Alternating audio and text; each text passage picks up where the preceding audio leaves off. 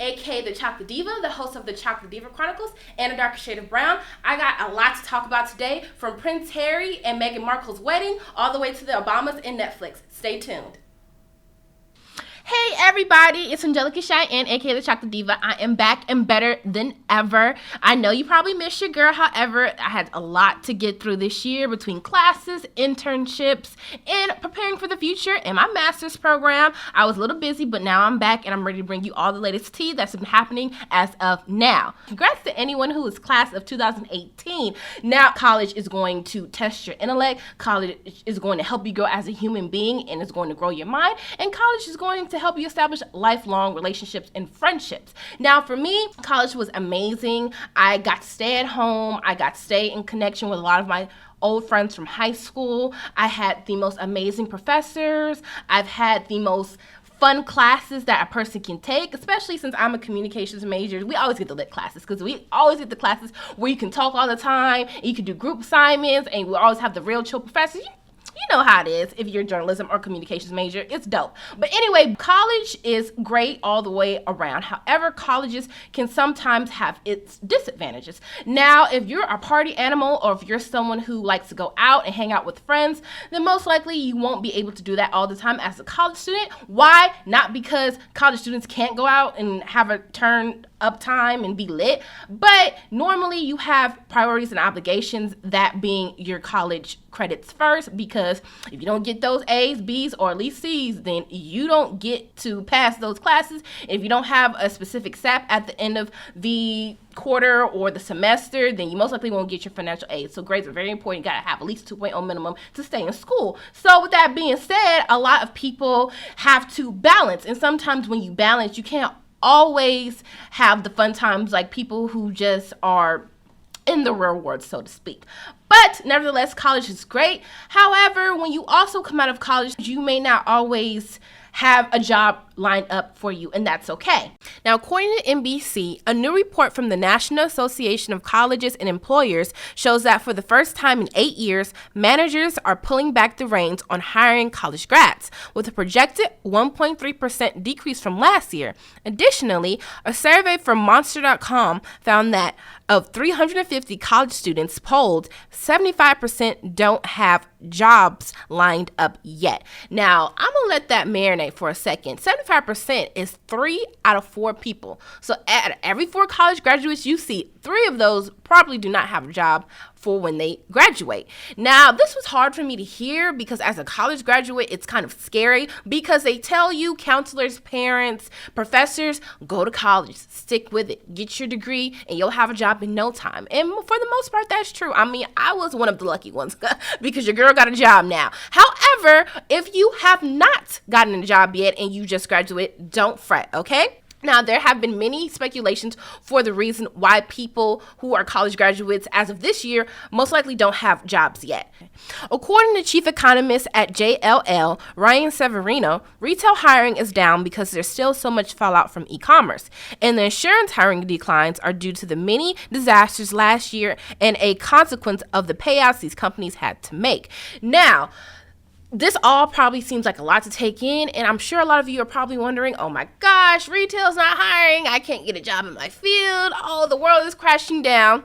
Take a chill pill, relax, it's going to be Gucci. All you have to do is continue on with applying, and this is a perfect era to do your own thing. If you're into film, if you're into music, if you're into whatever you want to be into, there's a lot of avenues to where you can create your own thing and be very lucrative. People are starting their own businesses. People are partnering with their other college roommates or their college friends, and they're creating their own business and their own jobs for each other. It's a great time to be alive, especially with technologies at our disposal. You have YouTube, you have the internet, you have all of these avenues where you can sell yourself, not literally, but figuratively, and things can possibly turn around for the best, and you could be your own boss. You just never know. So keep your head up and keep on going, because I know I will. So moving on to a lighter note, Prince Harry and Meghan Markle finally tied the knot this Saturday, the same day I graduated from college. Now, I like to think that's a sign of a good omen. However, it could just be coincidental. But I like to think it means something, because that wedding was iconic. Meghan Markle looked gorgeous. Prince Harry looked handsome himself, especially in his royal uniform, his royal military uniform. He was just looking all types of delicious. And Meghan Markle was looking just dapper herself. She looked like a whole snack, and he was looking at her like she was a whole snack. It was just a beautiful event. Now, the royal wedding was early, okay? It happened about 5 a.m. American time, but I was up anyway because I'm always up early. So I was hyped when I walked in the living room, and I was watching on TV, and I was just seeing all these celebrities like George Clooney and Amal Clooney were there. Serena Williams and her husband Alexis Ohanian was there.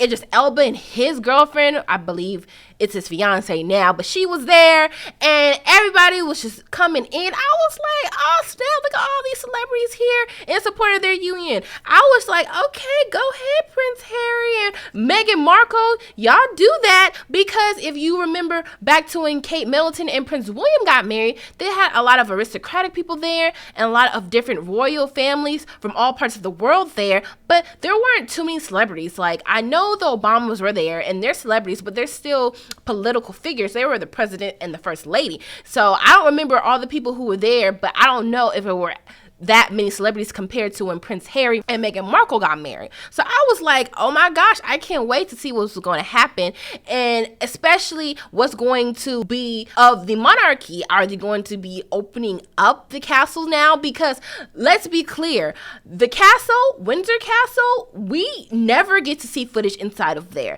like ever.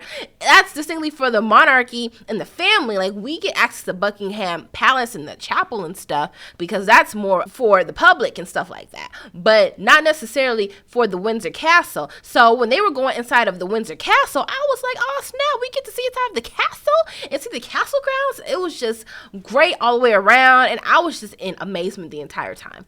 Now, everyone has been raving about the Kingdom Choir's version of Stand By Me that was performed at Prince Harry's and Meghan Markle, who's now labeled the Duchess of Sussex. That's her new royal title. And I myself wanted that version. I was going on YouTube trying to find it. I was like, I love Benny King's version of Stand By Me, but it was something about the cadence of the way it was performed at the wedding. It was just so theatrical, and I was just like in love. The children looked great. Prince Charlotte and Prince George looked adorable. Meghan Markle's friends, twins, the one who were carrying her veil, they did a great job of carrying that veil, because let me tell you something, a lot of times kids got butterfingers, things slip out, but they had that like death grip on her veil. I think they dropped it once when she got out of the car and she was walking up the steps, but once she got inside that wedding chapel and she was walking down the aisle, they had that grip on it. I was like, you know what, the reason that they probably didn't drop it is because their mom probably was like, you better not drop that veil, all right, you better hold on to it for dear life, do not drop the veil, because they held on to it and they was right behind her carrying it. The kids looked adorable in their wedding dresses and in their tuxedos or their little outfits that they wore, and it was just a great event all the way around. Was not disappointed in the least.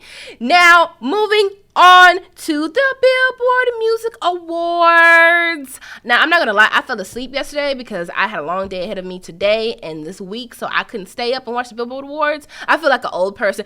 No shade to old people, because there's some old people who can stay out all night, but like a stereotypical older person who has to be in by a certain time. Nowadays, I'm so used to going to bed at like 9 that I don't even want to go past that, because I'll be tired in the morning, especially since I get up at 5 pretty much every day. But I had to watch Janet Jackson's performance because I love me some Janet Jackson, and she got the BillBoard Icon Award, and she looked stunning and beautiful as usual. J-Lo finally performed her new hit song, Dinero, Dinero, Dinero. Hey, unfortunately, I don't have the Spanish lingo to my voice because I can't speak Spanish, but you know how it is. It was very spicy. I love the whole performance, especially it looked like she was paying homage to Janet Jackson during her Velvet Rope years, because when J-Lo performed at the BillBoard Music Awards this year, she had on like a tuxedo and the tuxedo hat, and all of her dancers had on tuxedos. It looked very Janet Jackson-ish, and so I didn't know if she was paying homage because Janet Jackson was performing that night, or if she was trying to steal her stilo. We'll never know. But I love the song regardless. Cardi B's on the track. DJ Khaled's on the track. It's a dope record. And it's very hip-hop trappy. So I love the beat. And I remember when I saw the clip of her performing it at one of her concerts like a few months back, I was like, she needs to release the entire song. And she finally got it done. So I know it's about to be a smash hit. Love the record. Love the performance. I'm sure the entire BillBoard Music Awards was dope. I didn't catch most of it. I think I caught J-Lo's performance, and I looked up Janet's performance online. But regardless, if you checked it out, then let me know what was up and who was performing, because I'm probably going to go back and watch it. I know it's recorded on my DVR somewhere. The Obamas are going to start making movies and shows, dog. Barack Obama and Michelle Obama never cease to amaze me. They went from the presidency to the filmmaking business. They just signed a multi-year deal with Netflix to produce their own films, TV shows, docuseries, all of that's included. I, at first, thought it was a hoax. I was like, the Obamas ain't signing no deal with Netflix. That's just people wishing that they did because they're so amazing and they pretty much can do anything. But it turns out to be the truth. Netflix just tweeted it, I believe, a day or two ago, and they have told pretty much all of the news media outlets that it's for real happening, and I'm excited to see what they're going to plan. According to the Obamas, they said that they wanted to start making shows to promote greater empathy and understanding between peoples and help share their stories with the entire world. Their productions are going to be produced by Higher Ground Productions. They will be doing all the content for the Obamas. I am excited to see what the Obamas have in store because it has been a lot that has been going on in this crazy world. It has been so much drama, especially with different mass shootings and possible wars erupting and just trying to get by day to day, employment rates. It's just been crazy. So it's good to see that the Obamas are trying to add a little bit of understanding into the world via entertainment, which we definitely need. You know, we can always use old school shows to promote values that are for the greater good. But I might actually have to get Netflix for this one because let me tell you something, anything that the Obamas got their hand and name on, I want to be a part of, and I'm just going to keep it at that. So thank you for tuning in to another episode of A Darker Shade of Brown with me, Angelica Cheyenne, aka the Chocolate Diva. If you want to follow me, all of my social handles will be linked below. Please subscribe, and y'all have a turned up week.